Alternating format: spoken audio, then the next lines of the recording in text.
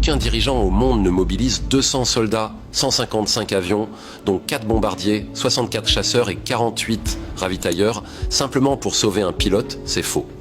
Le F-15 abattu participait à une opération visant à neutraliser les défenses aériennes iraniennes dans la région d'Ispahan, afin de permettre aux forces spéciales américaines de s'infiltrer et de s'emparer du stock d'uranium présent sur place. C'était ça l'opération initiale. Les Iraniens, grâce à leur technologie, leur système de défense aérienne et à leurs drones, ont détecté l'intrusion et déjoué cette opération.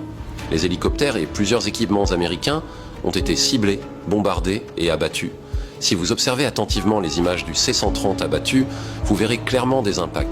Preuve qu'il y a bien eu affrontement dans les airs lors de la phase d'atterrissage des 630. Plusieurs appareils ont été touchés par les Iraniens, les empêchant de redécoller. Constatant l'échec de l'opération, les Américains ont abandonné la mission, abandonné leurs appareils au sol et appelé les renforts pour exfiltrer leurs équipes. C'est tout. Et cette opération met en lumière l'efficacité des capacités iraniennes de surveillance et de réaction face à une intrusion ennemie. Ceux qui continuent d'affirmer que l'Iran n'a plus de défense aérienne, ni missiles, ni drones, sont dans une logique de désinformation. Trump ne peut pas prétendre avoir gagné les rangs sans parvenir à rouvrir le détroit d'Ormuz.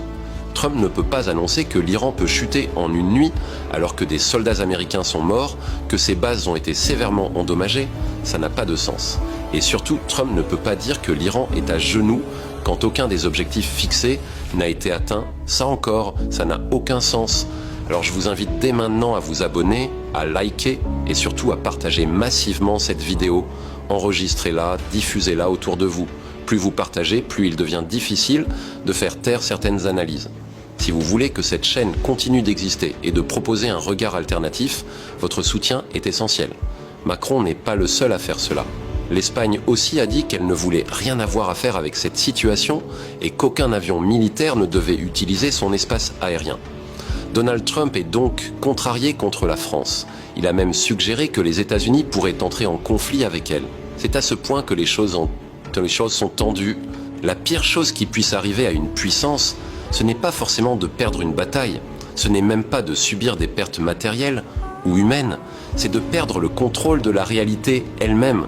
Et aujourd'hui, tout indique que c'est exactement ce qui est en train de se produire dans ce conflit. Parce que nous assistons non seulement à une guerre militaire, mais à une guerre de perception, une guerre de narration, une guerre où chacun construit sa propre vérité et où le monde est forcé de choisir à qui il accorde sa confiance. Depuis plusieurs jours, voire plusieurs semaines, on voit un schéma se répéter, avec d'un côté les déclarations américaines qui parlent de succès, d'opérations maîtrisées, de pilotes sauvés, de pertes inexistantes, et de l'autre côté une version iranienne totalement opposée, qui décrit des opérations déjouées, des appareils détruits, des affrontements réels et visibles, accompagnés d'images, de preuves visuelles, de débris, de fumée, et cette contradiction constante ne fait qu'alimenter une question centrale. Qui dit vrai ? Et surtout qui est encore crédible aujourd'hui sur la scène internationale. Mais au fond, la question la plus importante n'est peut-être même plus de savoir qui dit la vérité. Parce que dans ce type de conflit, la vérité est souvent fragmentée, manipulée, utilisée comme une arme.